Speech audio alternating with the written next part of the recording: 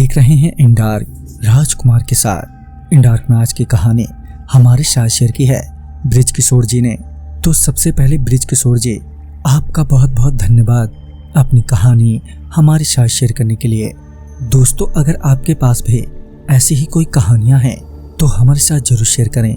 हमारे Instagram ID पर, Instagram ID है network_33, जिसका लिंक नीचे डिस्क्रिप्शन बॉक्स में दिया गया है। ऐसी ही और वीडियोस के लिए देखें network33। तो चलिए बढ़ते हैं आज की कहानी की ओर।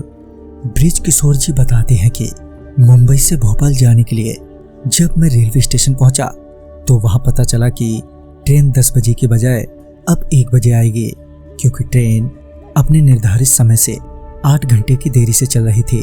खैर, किसी तरह 3 घंटे का लंबा समय स्टेशन पर बिताने के बाद जब ट्रेन आई तो मैं अपने एसी कोच की तरफ बढ़ा कि तभी एक वृद्ध अम्मा ने मुझे टोकते हुए कहा, सुनो बेटा।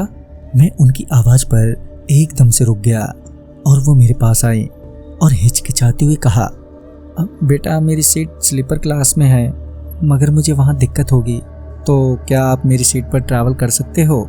चाहो तो मैं आपके एसी सीट के दुगने पैसे दे देती हूँ। वो क्या है कि मेरी तबीयत कुछ ठीक नहीं है, इसीलिए कह रही हूँ। थोड़ी देर सोचने के बाद मैंने उन अम्मा से कहा, कोई बात नहीं अम्मा, आप मेरी सीट पर चली जाइए, मैं आपकी सीट पर ट्रैवल कर लूँगा। मैं उनसे कहकर उनकी बोगी की तरफ बढ़ ही रहा था कि उन्होंने रोकते हुए मुझसे कहा, बेटा सुनो, तुम उस सीट पर जाकर किसी से भी बात मत करना, चुपचाप सो जाना जाकर, और अगर कोई शोर हो तो उस पर भी ध्यान मत देना। कोई तुमसे बात करने की कोशिश भी करे तो भी तुम उसे जवाब बिल्कुल भी मत देना। यहाँ तक कि अगर कोई टीटी भी तुमसे टिकट मांगे तो उसे टिकट भी मत दिखाना। ये सब सुनकर मैं थोड़ा डर सा गया और मैंने उस अम्मा से पूछा, क्यों अम्मा, आप ऐसा क्यों बोल रही हो, क्या बात है? इस पर वो बोली, अभी आप जाओ, बाकी की बात मैं कल सुबह बताऊंगी। फिर मैं अपना एसी कोच छोड़कर उस अम्मा के स्लीपर क्लास बोगी में आकर उनकी सीट पर लेट गया। बोगी में बहुत ही शांति थी, क्योंकि बोगी में बहुत ही कम लोग थे। मेरी अभी आंख लगी ही थी कि एकदम से जोर के शोर से मेरी आंख खुल गई, और जब मैंने अपने आसपास देखा तो बहुत से लोग आपस में लड़ झगड़ रहे थे। तभी मुझे याद आया कि उस अम्मा ने कहा था, चाहे कुछ भी हो जाए किसी से कुछ भी मत कहना। ये सोचकर मैं चुपचाप ही रहा, मगर वो लोग शांत होने का नाम ही नहीं ले रहे थे।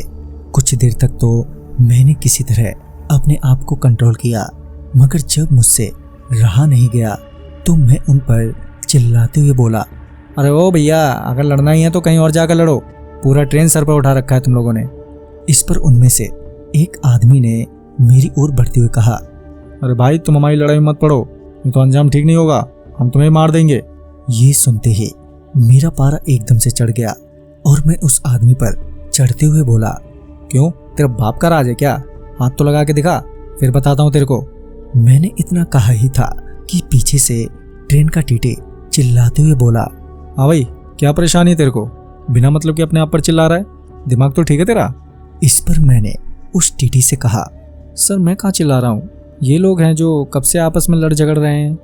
इस पर वो टीटी बोला, कौन लोग? यहाँ तो सिर्फ तुम ही चिल्ला रहे हो और कोई दूसरा है ही नहीं। फिर जब मैंने आसपास गौर किया तो पाया कि सच में अब बोगी में कोई भी नहीं है, बोगी पहले की तरह खाली ही है। तभी टीटी ने कहा, अपना टिकट दिखाओ। मैंने इस पर उस टीटी से कहा, वो क्या है कि सर मेरा रिजर्वेशन है एसी में।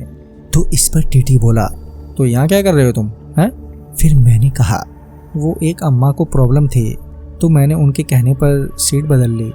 इस पर उस टीटी ने बताया कि वो अम्मा जिसकी मैं बात कर रहा हूँ वो जिंदा नहीं है। दरअसल बहुत पहले वो इसी बोगी में सफर कर रही थी और उनकी झड़प कुछ बदमाश लड़कों से हो गई और उन लड़कों ने उस अम्मा को मार दिया। फिर वो बदमाश वहां से फरार हो गए। तब से वो अम्मा ऐसा ही करती हैं। ये घटना तुमसे पहले भी कई लोगों के साथ घटी है। मुझे टीटी की बातों पर जरा भी यकीन नहीं आ रहा था और ये बात टीटी को भी समझ में आ गई थी। फिर जब ट्रेन अगले स्टेशन पर रुके तो वो टीटी मुझे मेरे एसी कोच में ले गया, जहां मेरी सीट खाली ही पड़ी थी। जब टीटी ने उस बोगी के लोगों से पूछा, इस सीट पर कोई है क्या, कोई अम्मा आई थी यहाँ पर? तो उन लोगों ने कहा, नहीं सर, ये तो खाली ही पड़ी है, इस पर तो कोई आया ही नहीं है अभी तक। ये सब देखकर मैं हैरान था और उस दिन मैं किसी तरह अपने घर पहुंचा।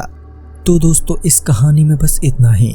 कहानी आपको पसंद आई हो तो लाइक शेयर करें और साथ ही हमें कमेंट बॉक्स में जरूर बताएं। तो मैं आपका दोस्त राजकुमार जल्द ही मिलूंगा आप ही की भेजी एक नई कहानी के साथ। तब तक के लिए बाय एंड टेक केयर।